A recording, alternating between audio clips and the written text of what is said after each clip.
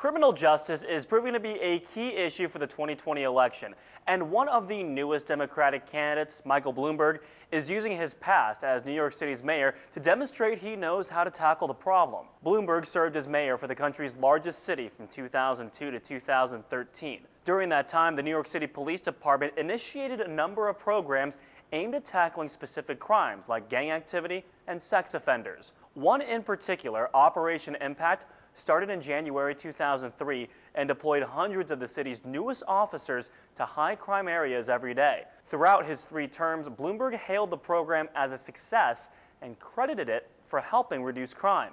But Operation Impact was later criticized for putting rookies in high-stress situations without the experience necessary to handle it. However, Bloomberg's record as a crime fighter is largely defined by the NYPD's use of stop and frisk.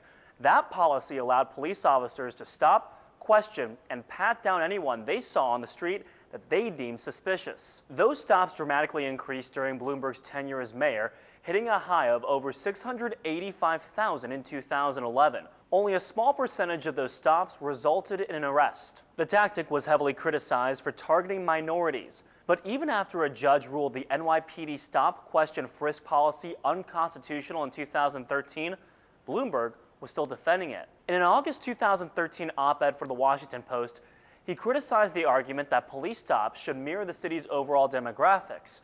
He wrote, "By that flawed logic, our police officers would stop women as often as men and senior citizens as often as young people. To do so would be a colossal misdirection of resources.